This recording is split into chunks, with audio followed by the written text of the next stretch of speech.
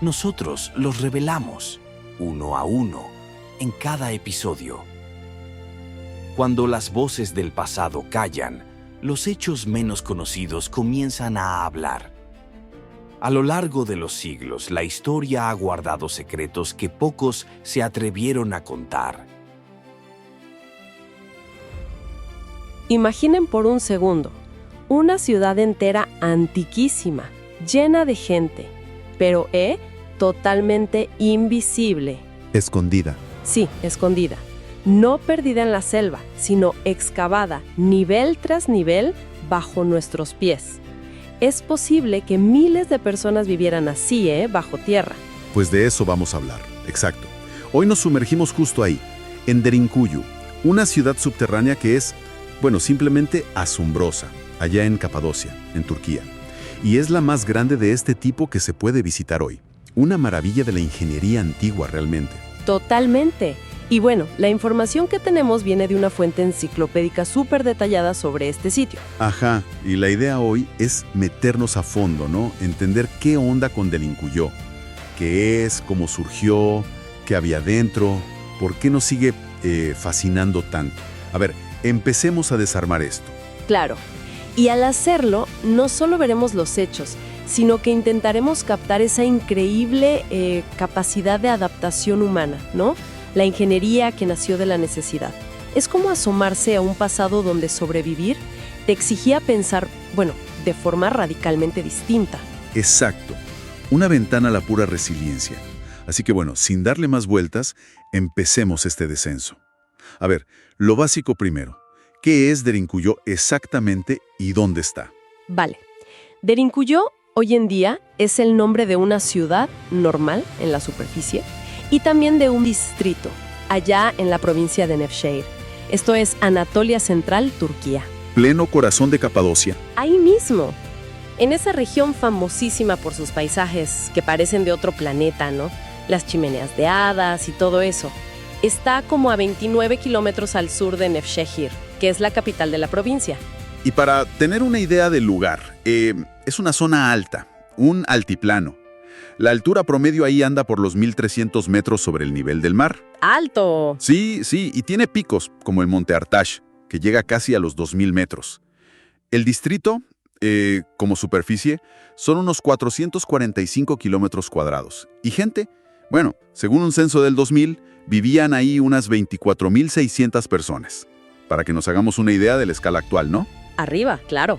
Tiene sentido. Una zona con mucha historia. Y el nombre mismo, Derinkuyu, que nos dice la fuente, significa pozo profundo en turco. No podría ser más adecuado. Exacto. Y pensar que antes se llamaba Melenguyu. Pero lo más loco es que no está sola. Es la más grande y famosa, sí, pero es parte de una red de por lo menos 37 ciudades subterráneas que se conocen en Capadocia. 37, imagínate. Y su importancia va más allá de lo local, ¿eh? Desde 1985, Derinkuyu, junto con otra cercana, Kaimagli, y otros sitios de cuevas, están en la lista del Patrimonio Mundial de la UNESCO. Ah, claro. Dentro del paquete Parque Nacional de Goreme y Sitios Rupestres de Capadocia. Ese mismo. Y lo interesante son los criterios por los que le incluyeron. Mencionan el I, 3, 5 y 7. Son varios. Suele importante, sí, pero ¿qué significan esos números romanos? ¿Qué reconocen exactamente? Buena pregunta. A ver, el criterio I dice que es una obra maestra del genio humano. O sea, algo excepcional creado por la gente. Ok, ¿tiene lógica?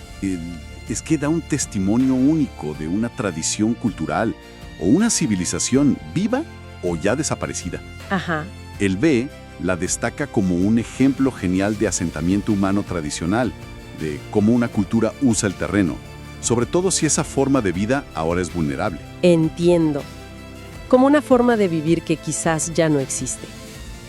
Exacto.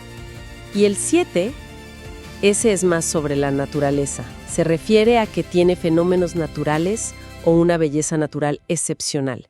Entonces, todos juntos pintan un cuadro de un lugar increíble, tanto por lo que hizo la gente como por la geología única del lugar.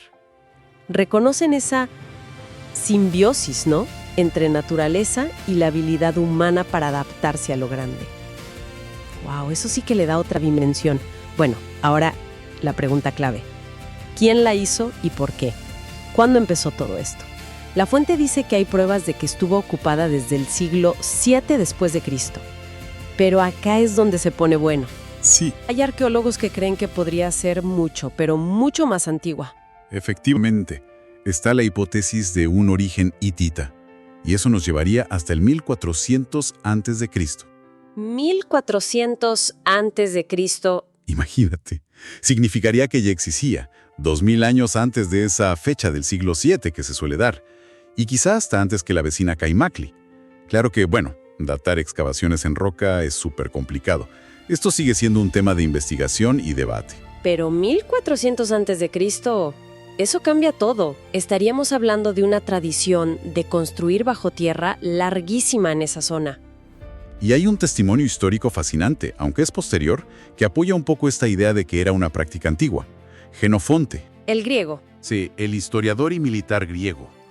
En su libro La Anábasis, que escribió por allá a fines del siglo V a.C., como en el 400 a.C., él cuenta que pasó por Anatolia y describe cómo la gente de la región vivía en casas excavadas bajo tierra.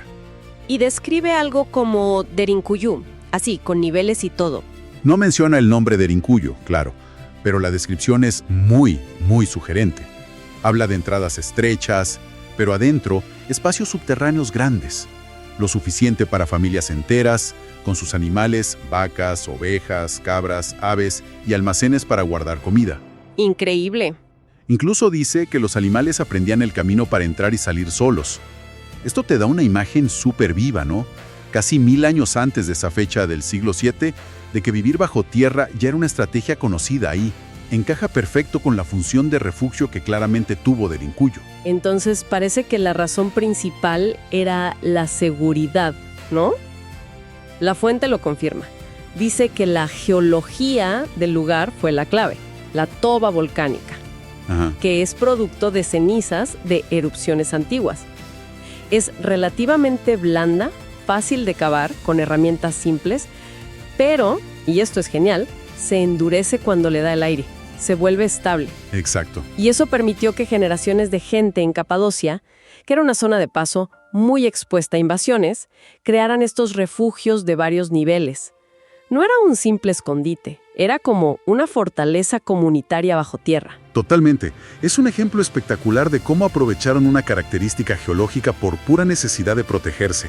La ingeniería acá no es solo de estructuras, es ingeniería social para sobrevivir. Hablemos ahora de cómo se redescubrió y de sus dimensiones, porque la escala es difícil de captar. Dice la fuente que las excavaciones así sistemáticas empezaron bastante tarde, en 1963. Sí, relativamente reciente. Parece que fue porque un vecino encontró un cuarto raro detrás de una pared en su casa. Imagínate el susto y la sorpresa. Sí, la historia es buenísima, como de película. Y para 1969 ya habían abierto una parte al público. Y lo que encontraron allá abajo, eso es lo que te deja sin aire. Han excavado hasta unos 40 metros de profundidad. 40 metros. Piensa en un edificio de, 13, 14 pisos, pero para abajo. Y en esa profundidad han identificado entre 18 y 20 niveles distintos. 20 niveles. Sí. No todos son pisos completos, ojo. Algunos pueden ser entre pisos, conexiones, pero la complejidad vertical es tremenda. Es casi imposible de imaginar. Pero una aclaración importante que da la fuente. Hoy, los turistas solo pueden bajar hasta los primeros 8 niveles. Así es. El resto, toda esa parte más profunda, no se puede visitar. O está bloqueada por derrumbes que pasaron con los siglos, o está reservada para que los arqueólogos y antropólogos sigan investigando.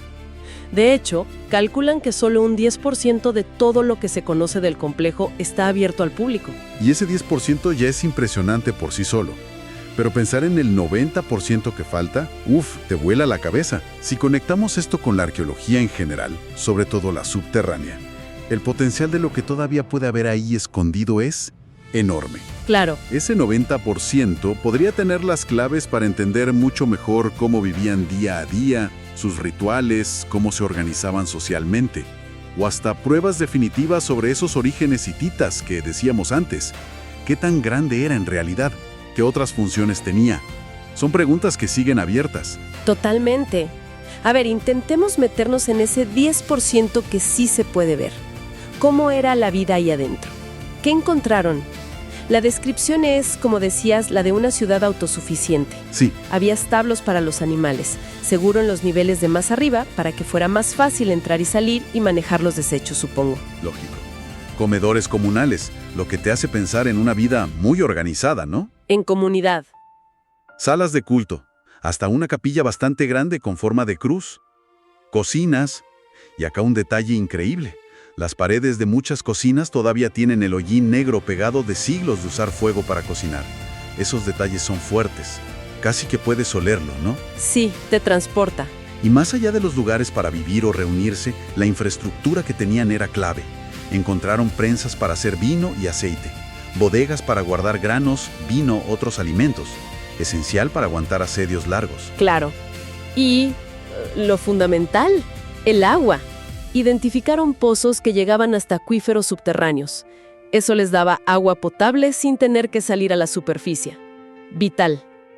Y para respirar allá abajo, otra cosa vital, el aire. La fuente habla de que encontraron al menos 52 pozos de ventilación principales, ¿52? que conectaban los distintos niveles con la superficie, algunos de más de 50 metros de profundidad. Y estos no solo traían aire fresco, seguro que también servían para comunicarse entre niveles o hasta para subir y bajar cosas. Esto no fue casualidad, revela una planificación y un conocimiento de ingeniería ambiental impresionante para esa época. Sin duda. No estaban solo cavando para abajo y ya. Estaban diseñando un sistema para vivir ahí a largo plazo. Y la escala de ese plan se ve en la capacidad que estiman que tenía. Calculan que Derinkuyu podía refugiar, si hacía falta, hasta 10,000 personas. 10,000 personas, con su ganado y sus provisiones. Piénsalo. No un refugio chiquito para una familia, sino una metrópolis subterránea capaz de mantener a muchísima gente por meses, quizás hasta años. 10,000 personas bajo tierra. La logística, la organización social que necesitas para eso es difícil de imaginar. Y si era un refugio contra invasores, tenía que tener buenas defensas. Y las tenía muy ingeniosas. El diseño de los pasillos, así como laberíntico, no era solo para aprovechar el espacio. En puntos clave, sobre todo donde se conectaban niveles o en pasillos importantes, encontraron unas puertas de piedra enormes y redondas. ¿Como ruedas de molino? Exacto, como ruedas de molino gigantes, de 1 metro, 1,5 metros de diámetro, medio metro de grosor. Pesaban cientos de kilos. Las hacían rodar desde un hueco en la pared para tapar el pasillo por completo. ¡Wow! Y solo se podían abrir desde adentro. Muchas tenían un agujero en el centro, quizás para espiar o hasta para atacar a los que intentaran pasar. Esto te hace preguntar, ¿no? ¿Qué tan graves eran las amenazas que enfrentaban? Tenían que ser muy serias para justificar semejante inversión en defensa comunitaria. Imagínate el terror de un ejército enemigo tratando de meterse en esos túneles oscuros, angostos, y de repente, ¡pum!, una mole de piedra tapando el camino. Debía ser súper efectivo. Definitivamente. Y hay otra cosa que me dejó helada. La fuente habla de la posibilidad de un túnel de casi 8 kilómetros de largo. 8 kilómetros. Que conectaría Derinkuyu con la ciudad subterránea vecina, Kaimakli. 8 kilómetros bajo tierra. Eso es como una línea de subte secreta entre ciudades antiguas. Esa conexión es uno de los puntos más fascinantes y debatidos. A ver, es probable que hubiera túneles de conexión, pero confirmar uno de esa longitud exacta y que funcionara completamente es complicado. Claro. Pero si fuera cierto, cambiaría totalmente cómo entendemos esta red subterránea. No serían solo refugios aislados, sino un sistema interconectado. Podrían mover gente, coordinar defensas, tener rutas de escape alternativas entre varias comunidades. Le añadiría una capa de complejidad social y estratégica a la región increíble. Increíble, sí. Entonces, si juntamos todas las piezas, la escala, la antigüedad que podría tener, la ingeniería tan avanzada, las defensas, la capacidad para miles de personas, ¿qué imagen general nos queda? ¿Por qué debería importarnos hoy esta historia enterrada ya en Turquía? Buena pregunta. Para mí, Derinkuyu es como un monumento a la pura tenacidad humana, a nuestra capacidad casi infinita de adaptarnos, de buscarle la vuelta frente a situaciones extremas. Es como una madriguera humana, pero a escala de obra de arte, de ingeniería comunitaria. Estoy totalmente de acuerdo. Y pensando en quienes nos escuchan, creo que Derinkuyu nos obliga a repensar lo que creemos sobre las capacidades de las sociedades antiguas. Demuestra que tenían una comprensión del entorno, una planificación a largo plazo y una capacidad de trabajo en equipo que son asombrosas. Sí, No es solo cavar, es diseñar ventilación para miles, asegurar agua, manejar basura, guardar comida para mucho tiempo, organizar la defensa, mantener a la gente unida en el encierro, todo bajo tierra. Es un caso extremo, claro, pero te muestra con mucha fuerza cómo la organización de una comunidad puede lograr cosas que parecen imposibles. entonces, si tuviéramos que sacar una idea central de todo esto, ¿cuál sería? Quizás que la necesidad, ¿no? La presión constante, ya sea del ambiente o de amenazas de afuera, funciona como un motor potentísimo para la innovación y la cooperación humana. Derinkuyu es la prueba en piedra de eso, una demostración de que las comunidades pueden encontrar soluciones extraordinarias cuando se juegan la supervivencia. Nos recuerda una capacidad de resiliencia colectiva que tal vez, subestimamos en nosotros mismos hoy en día. Bien, hagamos un resumen rápido para que quede claro lo esencial. Hablamos de Derinkuyu, una ciudad subterránea inmensa en Capadocia, Turquía, Ajá. excavada en roca volcánica blanda, con hasta 20 niveles que llegan a 40 metros de profundidad. Podía albergar a unas 10.000 personas. 10.000. Tenía de todo, establos, cocinas con el hollín de siglos, comedores, capillas, prensas de vino, bodegas, pozos de agua y un sistema de ventilación súper complejo con decenas de conductos. Bien planeado. Protegida por esas puertas de piedra redondas y gigantes, y conectada posiblemente a otras ciudades subterráneas por túneles larguísimos, un refugio usado por siglos contra las invasiones. Y vale la pena volver a destacar el asombro que causa la escala del esfuerzo humano que hay detrás, la planificación detallada, la ingeniería desarrollada por generaciones, y todo hecho con herramientas bastante básicas comparadas con las de ahora. Es un testimonio monumental del ingenio y la perseverancia de una comunidad. Totalmente. Y para cerrar, dejemos picando una idea. Pensando en que solo conocemos una parte de Derinkuyu, ese 10% que se visita, y que su conexión con otras ciudades y sus orígenes más antiguos todavía se están estudiando. Claro. ¿Qué otros secretos sobre cómo se organizaban, en qué creían, qué tecnologías desarrollaron podrían seguir allí abajo? No solo en Derinkuyu, sino en toda Capadocia, o quizás en otros lugares del mundo con condiciones parecidas. ¿Qué nos enseñan estos lugares sobre la psicología de sobrevivir juntos bajo presión extrema? Son lecciones sobre resiliencia, comunidad e ingenio frente a la adversidad que, quién sabe, quizás resuenan de formas inesperadas con los desafíos que tenemos hoy. Una pregunta potente, sí, para seguir pensando. Y con ella cerramos nuestra inmersión de hoy en las profundidades de Derinkuyu.